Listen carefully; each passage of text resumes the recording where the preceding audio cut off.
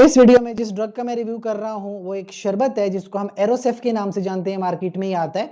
और इस शरबत में जो एक्टिव ड्रग होती है वो एक एंटीबायोटिक है जो कि सेफेक्साइम है। और जैसे मैंने जिक्र किया एंटीबायोटिक है, ये सिफेलोस्पोरिन एक एंटीबायोटिक्स की क्लास होती है, उससे बिलोंग करती है। खास करके ये थर्ड जनरेशन की एंटीबायोटिक है सिफेलोस्पोरिन में से।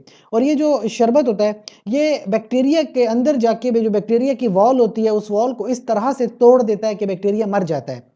तो बैक्टीरिया क्योंकि मारना है तो इस तरह के बैक्टीरियल इन्फेक्शंस हैं जिनको हम ट्रीट कर सकते हैं। जैसे क्रोनिक ब्रोंकाइटिस है, ब्रोंकाइटिस फेफड़ों का एक इन्फेक्शन होता है।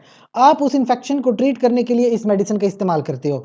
400 मिलीग्राम की डोज होती है, सुबह में शाम में आप ले सकते हो। इसके अलावा कान के अंदर जो इन्फेक्शन होता है जिसको ओटाइटिस मीडिया के नाम से जाना जाता है, ओटाइटिस मीडिया में भी आप इस मेडिसिन का इस्तेमाल कर सकते हो। 400 मिलीग्राम सुबह में शाम में ले सकते हो। साथ ही साथ गले का इन्फेक्शन हो जाए जिसको फेरेंजाइटिस कहते हैं, तब भी 400 मिलीग्राम तक की डोज आप इस्तेमाल कर सकते हैं। गोनोरिया एक इन्फेक्शन होता है, गोनोरिया सेक्सुअल ऑर्गन का इन्फेक्शन है, उसमें भी 400 मिलीग्राम तक की डोज ले सकते हैं। साथ में एजिथ्रोमाइसिन ऐड हो जाती है, वो एक और एंटीबायोटिक है, या डॉक्सीसाइक्लिन ऐड हो सकती है जो कि और एंटीबायोटिक है, इसको आप साथ में ऐड कर सकते हैं। फिर अगर किसी को यूरिनरी ट्रैक इन्फेक्शन हो जाता है, यूटीआई जिसको कहा जाता है, उसमें भी 400 मिलीग्राम तक की डोज इस्तेमाल हो सकती है सुबह में और शाम में। जिन लोगों को टाइफाइड फीवर हो जाए, टाइफाइड फीवर में तकरीबन 7 से 14 दिनों तक आप इस मेडिसिन का इस्तेमाल कर सकते हैं।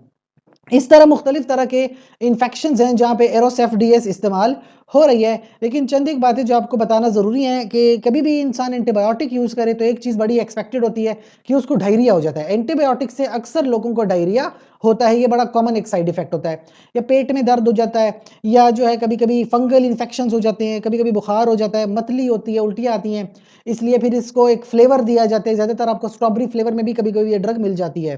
कभी कभी ड्रग की वजह से एलर्जी भी हो सकती है। तो ये कुछ चंद एक बातें हैं जो इसके साइड इफेक्ट है। बहरहाल ज़रूरी चीज़ ये है कि प्रेगनेंसी के हवाले से बताना चाहूँगा, कभी भी कोई मेडिसिन प्रेगनेंसी में आप खुद से इस्तेमाल नहीं करते, बल्कि अपने गायनेकोलॉजिस्ट से मशवरा ज़रूर करते हैं। कोई भी मेडिसिन गायनेकोलॉजिस्ट के मशवरे के मुताबिक ही इस्तेमाल करते हैं। इसके अलावा अगर आपके जहन में किसी किस्म का कोई सवाल है, आप कमेंट सेक्शन में पूछें। साथ ही साथ चैनल को लाइक करें, कमेंट करें, शेयर करें, सब्सक्राइब करें। शुक्रिया।